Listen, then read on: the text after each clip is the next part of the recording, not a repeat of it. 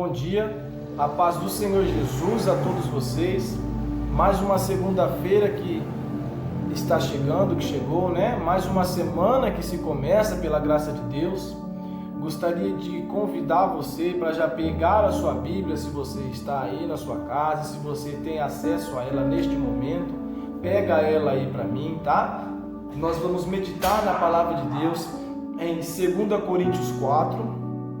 Se você não está com a sua Bíblia aí, se você não tem acesso, não tem importância, apenas preste atenção na leitura. Nós vamos ler 2 Coríntios 4, o verso é o verso de número 6 em diante, tá?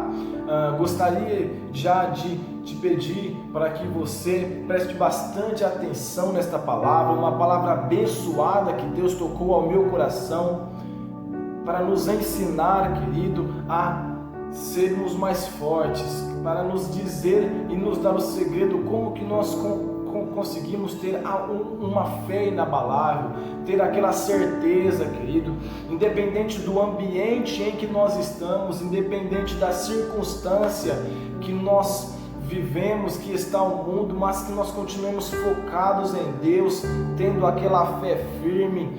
Como que nós vamos conseguir ter isso? Como que nós vamos conseguir fazer isso?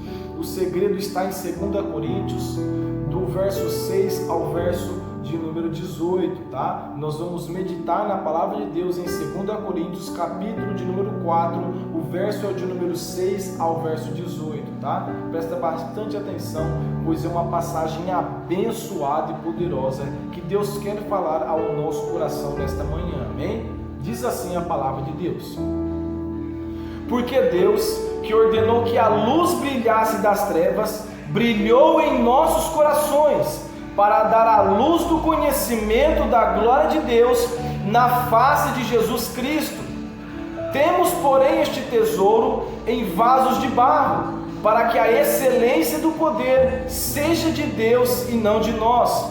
Nós somos atribulados por todo lado, contudo não angustiados. Nós ficamos perplexos, mas não em desespero, perseguidos, mas não abandonados, abatidos, mas não destruídos, sempre carregando no nosso corpo a morte do Senhor Jesus, para que a vida também de Jesus possa ser manifesta em nosso corpo, porque nós que vivemos somos sempre entregues à morte por causa de Jesus, para que também a vida de Jesus possa ser manifestada em nossa carne mortal.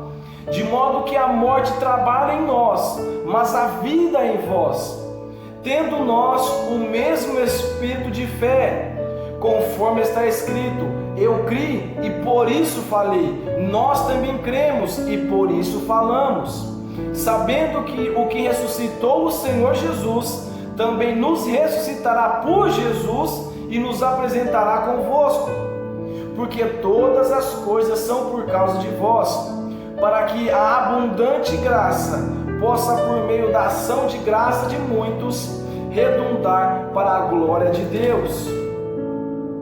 Por causa disso, nós não desfalecemos, mas ainda que o nosso homem exterior pereça, contudo, o homem interior é renovado dia após dia, porque a nossa leve aflição, a qual é momentânea, opera por nós um peso extraordinário, eterno de glória. Não olhemos para as coisas que se veem, mas para as coisas que não se veem, porque as coisas que se veem são temporais, são transitórias, são passageiras, mas as coisas que não se veem são eternas.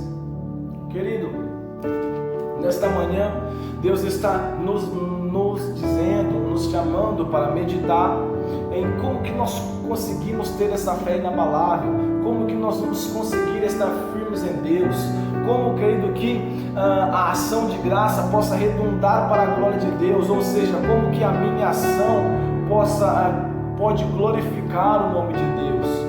Paulo aqui está dizendo que ele pode ser atribulado por todo lado, ou seja, ele pode ser atribulado no mundo, mas ele não vai ser, querido, angustiado aqui dentro, ele não vai ficar angustiado no seu espírito, ele está dizendo que ele pode ficar perplexo por tudo que está acontecendo ao redor dele, mas ele não vai entrar em desespero. Por que ele não vai entrar em desespero? Porque o Espírito Santo está com ele, o Espírito Santo está conosco.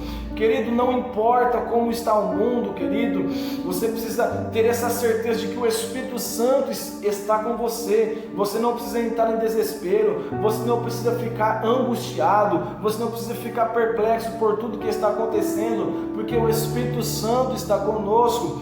Ele disse que estaria conosco até a consumação dos séculos. Então ele está conosco hoje, vai continuar conosco amanhã. É isso que Paulo está dizendo, que ele pode ser abandonado aqui fora, mas ele não vai deixar isso abater aqui dentro, que ele não vai deixar isso destruir dentro dele. Por quê? Porque dentro dele, querido, ele carrega a morte de Jesus, para que a vida de Jesus também possa ser manifestada no corpo dele, da mesma maneira no nosso corpo. Como que carregar a morte de Jesus, querido? É matando o nosso corpo, é matando a nossa vontade, porque Cristo fala que ele não veio fazer a vontade dele, mas ele veio fazer a vontade do Pai.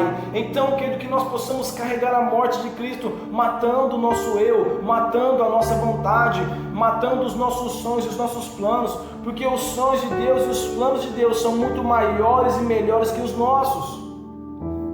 E ele está dizendo que nós que vivemos, que somos sempre entregues à morte. Por que somos sempre entregues à morte? Porque diariamente nós temos que matar o nosso eu, diariamente nós temos que matar a nossa vontade, matar o nosso orgulho, matar o nosso ego.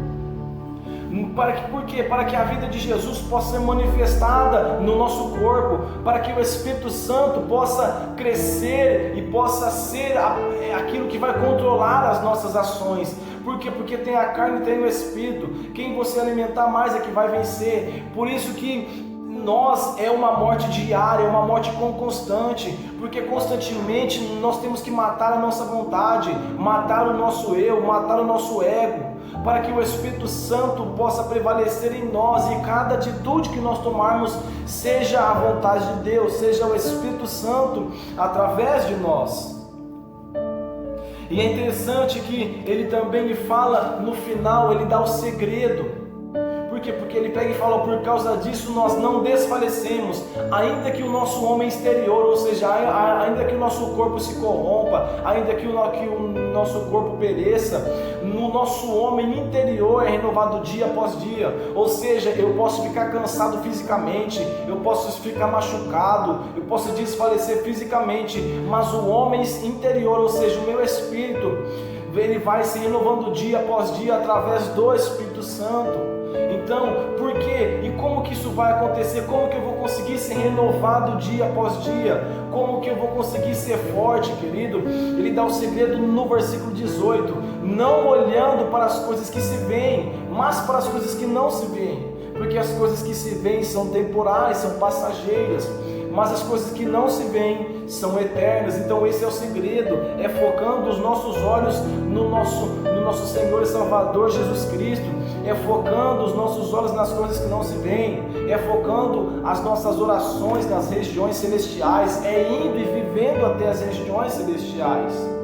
Que nós possamos focar os nossos olhos em Cristo, porque quando nós focarmos os nossos olhos em Cristo, o Espírito Santo vai começar a trabalhar em nós, vai nos dar forças, vai nos capacitar, e não vai importar mais o erro do nosso irmão. Nós não vamos olhar mais para o erro do nosso irmão, o que ele fez ou deixou de fazer, como ele veste, aonde ele mora, como ele está agindo. Por quê? Porque isso não vai influenciar mais a nossa vida. Por quê? Porque nós vamos estar focados naquilo que não se vê. Então que nós possamos focar, querido, em Deus, focar em Cristo, focar no Espírito Santo. Porque, querido, quando nós focarmos nisso, aí sim nós vamos poder dizer que eu posso ser afligido aqui fora, mas eu não vou deixar isso me abater aqui dentro. É isso que Paulo quis dizer quando ele fala, querido, que já não sou eu que vivo, mas Cristo vive em mim. E a mesma coisa quando Cristo pega e fala: eu não vim fazer a minha vontade, eu vim fazer a vontade do meu Pai. Quando ele pegou e disse: o meu alimento é fazer a vontade daquele que me enviou. Ele está dizendo a mesma coisa, ele está dizendo: ei, eu não vivo mais a minha vida, eu não vivo mais os meus sonhos, eu não vivo mais os meus planos. Não me interessam os meus sonhos, os meus planos, não me interessa a minha vida, a minha vontade. O que me interessa é os planos de Deus, é os sonhos de Deus, é a vontade de Deus. Por quê? Porque eles entenderam que a vontade de Deus sempre será boa, agradável e perfeita. Eles entenderam que Deus é galardoador, querido. Ele gosta de dar presente, Ele gosta de abençoar. Deus é bom o tempo todo e o tempo todo Deus é bom. Então que nós possamos entender que Deus é bom. Ele quer nos abençoar, quer nos capacitar. Tenha isso em mente, amado.